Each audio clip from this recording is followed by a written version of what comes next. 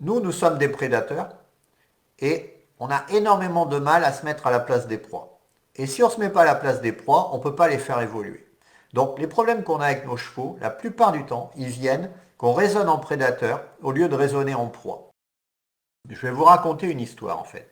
Une histoire que j'ai trouvée sur internet et qui m'a fait réfléchir. Ça n'a rien à voir avec l'équitation, mais vous allez voir, on va y revenir en fait. On n'est jamais bien loin de l'équitation. C'est l'histoire en fait de Lonnie Williamson. Lonnie Williamson, c'était un top modèle. Elle posait pour des photos de mode, pour des couvertures de magazines, des couvertures de magazines de fitness. Elle était un peu actrice aussi. Enfin bref, elle avait tout pour que ça aille bien. Mais c'est finalement une histoire qui va mal tourner, comme beaucoup d'histoires aux États-Unis tournent comme ça. Donc c'est pas très original. Mais j'ai voulu reprendre ça pour illustrer ce que je voulais vous dire ce soir.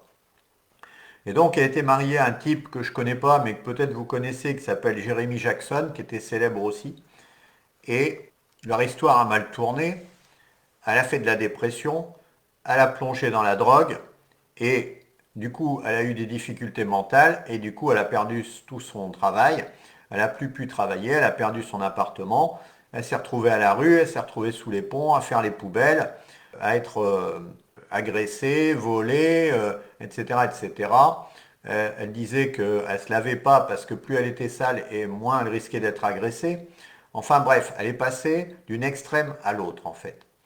Alors bien sûr, ses amis ne sont pas restés les bras croisés.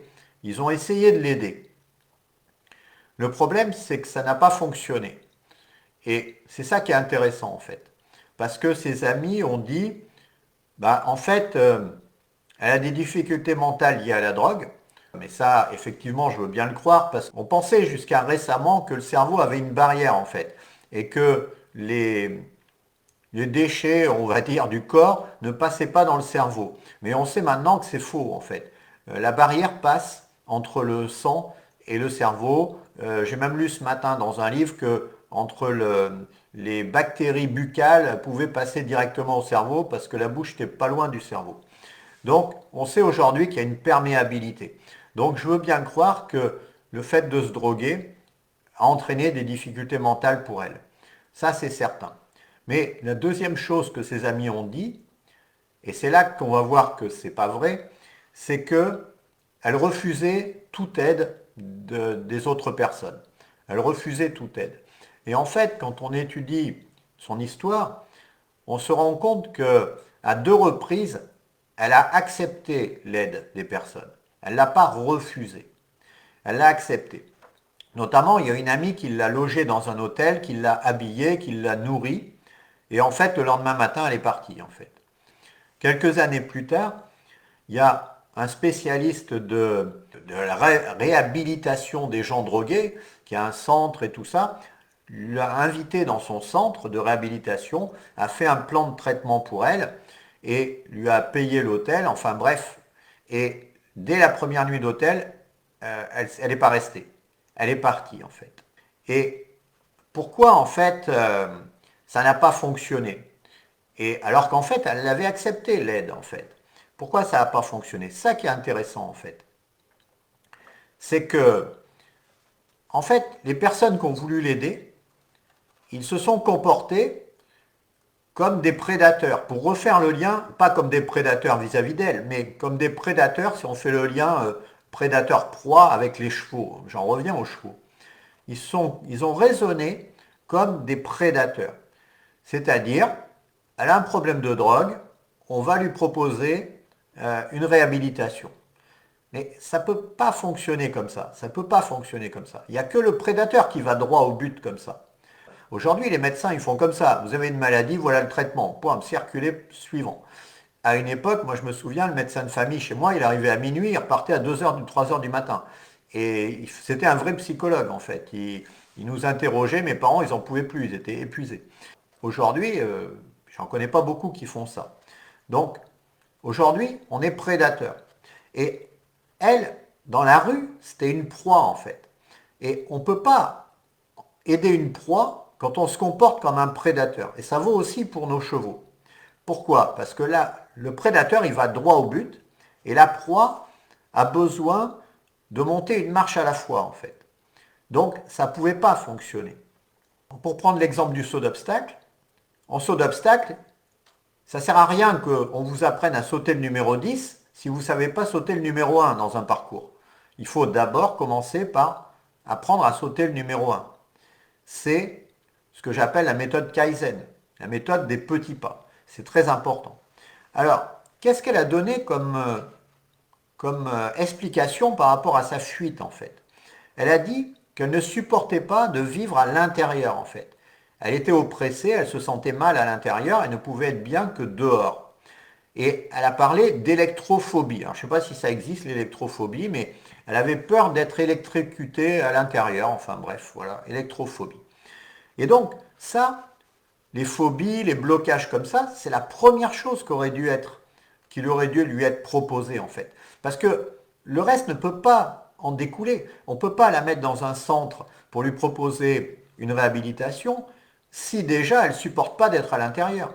Donc il aurait fallu trouver le premier problème en fait. Et le premier problème, c'était cette phobie. Régler ce problème de phobie, on peut le faire notamment avec l'hypnose, ça marche relativement bien. Moi, j'ai 2 techniques d'hypnose qui marchent bien pour les phobies, pour ce genre de choses.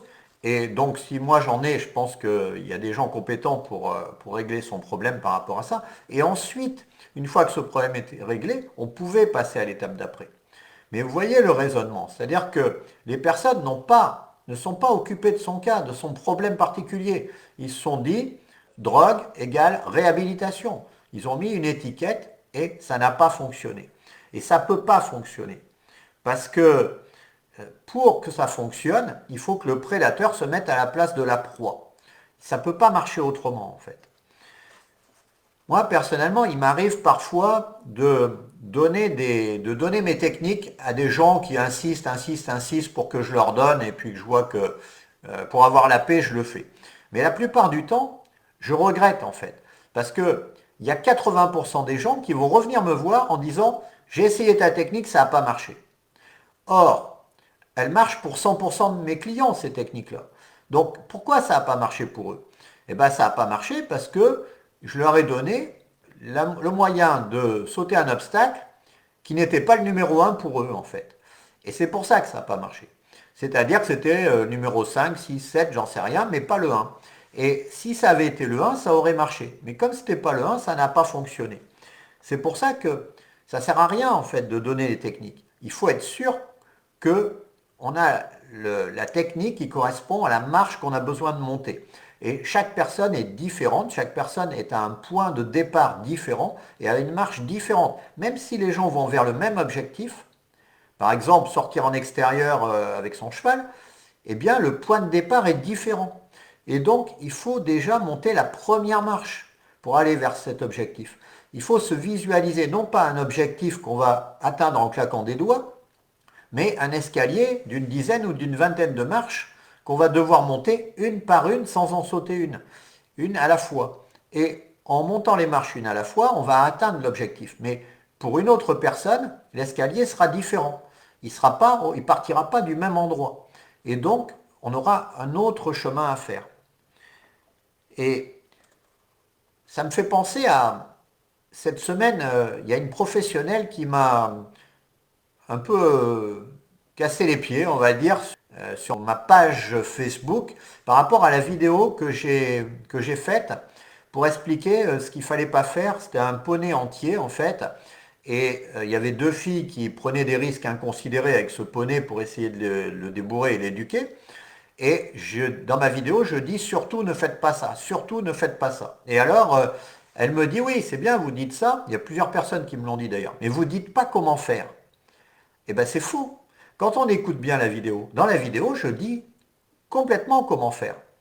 Mais comme elle n'est pas au niveau de conscience qui lui permet de l'entendre, eh bien, elle ne l'entend pas.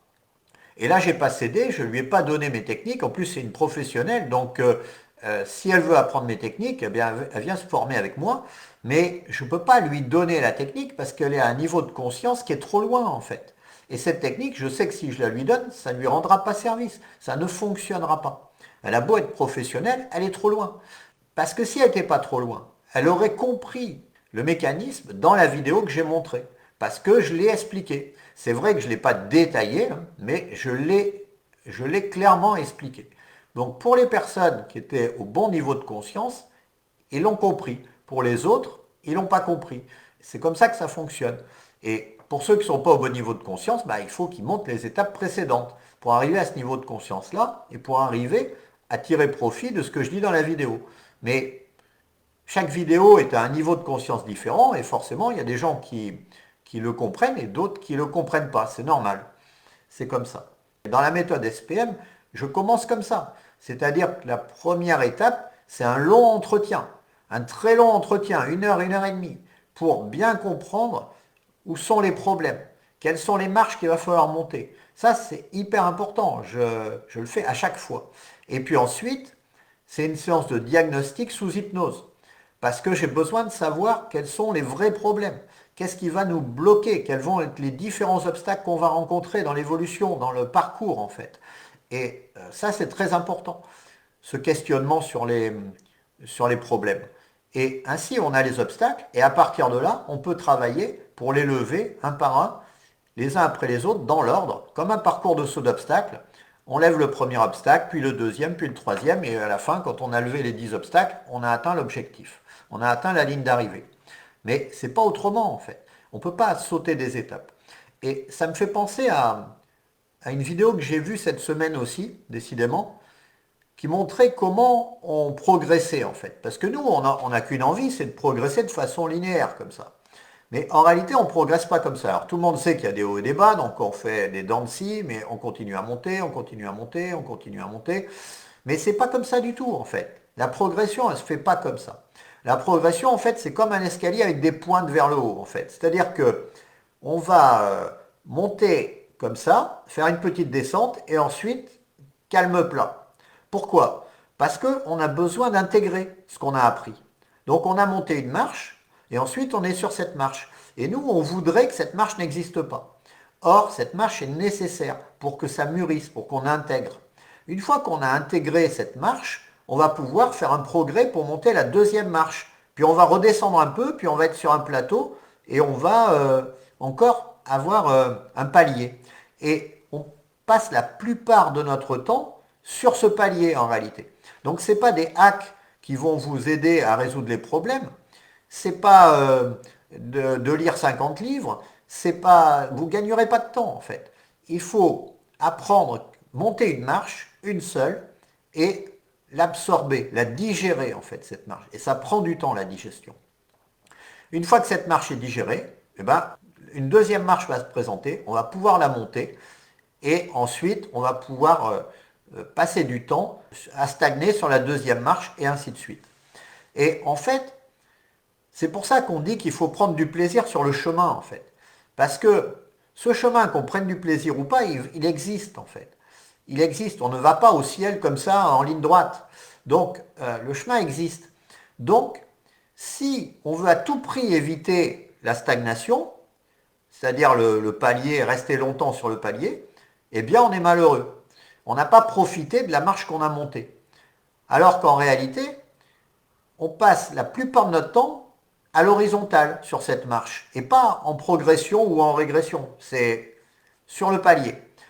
Donc si on apprend à profiter de ce moment quand on est sur ce palier-là, en ayant de la gratitude d'avoir monté un palier par rapport au palier précédent, donc de s'en rendre compte, au lieu de regarder les marches qui nous restent à monter et les paliers qui nous restent à gravir, eh bien on profite du chemin en fait. On profite du chemin parce que on en profite un maximum parce que de toute façon, quoi qu'on fasse, on va avoir des marches à l'horizontale où on va devoir passer du temps pour pouvoir passer au palier suivant en fait. C'est comme ça que la progression se fait. Et je trouvais ça très intéressant comme concept parce qu'il y a beaucoup de gens qui ne veulent pas cette stagnation en fait. Ils veulent tout de suite les résultats. Mais ça ne fonctionne pas comme ça. Il faut passer par certaines étapes qui sont indispensables.